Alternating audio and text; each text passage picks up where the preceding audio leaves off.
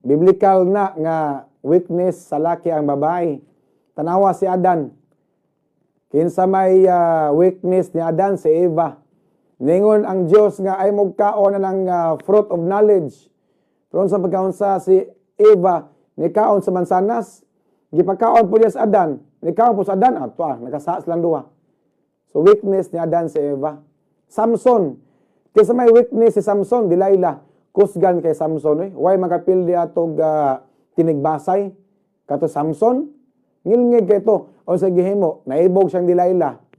O sa gihimo ni Delilah, nagdulog silang duha.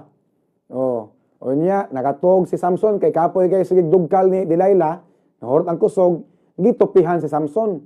Sa dihang gitupihan si Samson, pagmatang Samson, wa na siya'y kusog. Okay, giilad siya ni Delilah. Gisugo man to si Delilah nga, naibog man Samson ni mo, hala, pagdulog mo, uyab mong duha.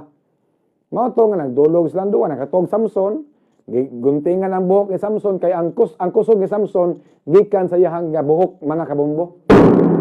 So weakness si Samson, si Delilah. Kinsa may weakness ni Abraham. Ang weakness ni Abraham mao si Hagar, ang iyang katabang. Kaya ang katabang ni Abraham, iya manggi jugjug aa. Sumoto nga nabuntis, unya gipalayas sa asawa ni Abraham. Si Abraham ay ang asawa si Sarah. Unya si Abraham ang iyang katabang si Hagar. Iya manggijugjug aa si Hagar. Ang iyang katabang nga babae nabuntis man, laki ang anak.